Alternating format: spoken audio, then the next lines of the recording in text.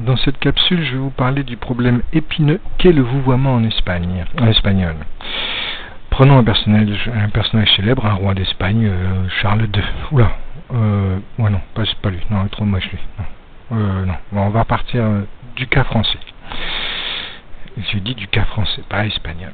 Alors, vous avez ici par exemple deux groupes de personnes, un copain ou deux copains. Là c'est Philémon et là c'est Mortadelo et Philémon. Ou alors le roi d'Espagne actuel, Philippe VI, et le roi d'Espagne actuel et le roi d'Espagne, l'ancien roi d'Espagne, son père, Juan Carlos. Et donc ces deux types de personnes-là, eh ben, vous allez vous adresser à eux d'une manière particulière. Ces deux-là, vous allez les tutoyer, ces deux-là, vous allez les vouvoyer. Voilà comment ça marche. En français, quand vous tutoyez un copain, vous employez le pronom personnel tu. Du type tu as l'air content ou tu es content. Si vous parlez à deux copains, vous employez le pronom personnel vous. Vous êtes content. Ça, c'est l'exemple. En revanche, si vous parlez au roi d'Espagne, vous direz également vous pour vous êtes content. Et si vous parlez au roi d'Espagne et son père, vous emploierez le pronom personnel vous et vous direz également vous êtes content. En fait, on ne peut pas faire la différence ici si vous n'avez que cette phrase-là.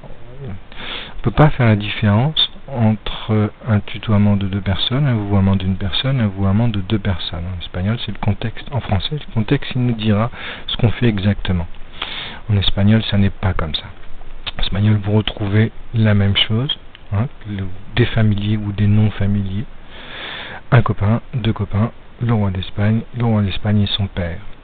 Et donc, vous allez tutoyer, vous pouvez tutoyer ces deux-là, ou vous voyez ces deux-là. Alors, pour tutoyer, on va employer le pronom personnel tu, on emploie la deuxième personne du singulier, du type estás contento. Si vous vous adressez à deux copains, vous emploierez le pronom personnel vosotros, ce sera également une deuxième personne deuxième personne, mais du pluriel cette fois-là. Et ce sera estáis contentos.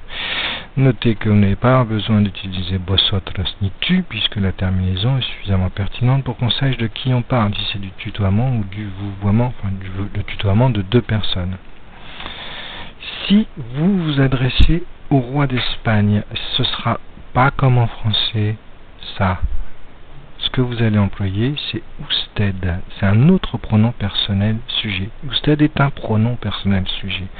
C'est une troisième personne du singulier supplémentaire. Vous avez il, elle et quelque chose qui ressemblerait à monsieur.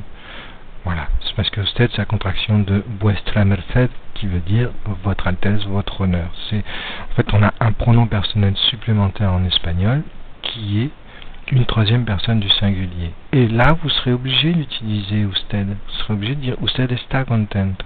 Si vous ne le faites pas, si vous n'utilisez pas usted, en clair, si je fais cela, si je cache usted, simplement d'activer, si je cache usted, c'est pas du vouvoiement que vous faites. Vous dites il est content.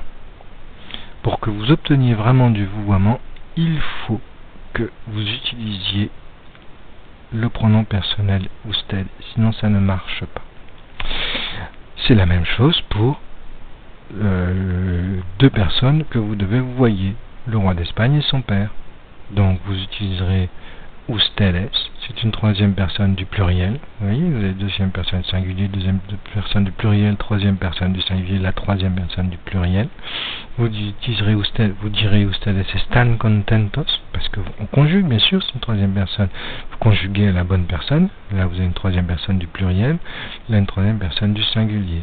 Ce qu'on appelle une troisième personne de majesté. C'est ça que nous avons en espagnol, une troisième personne de majesté. Voilà.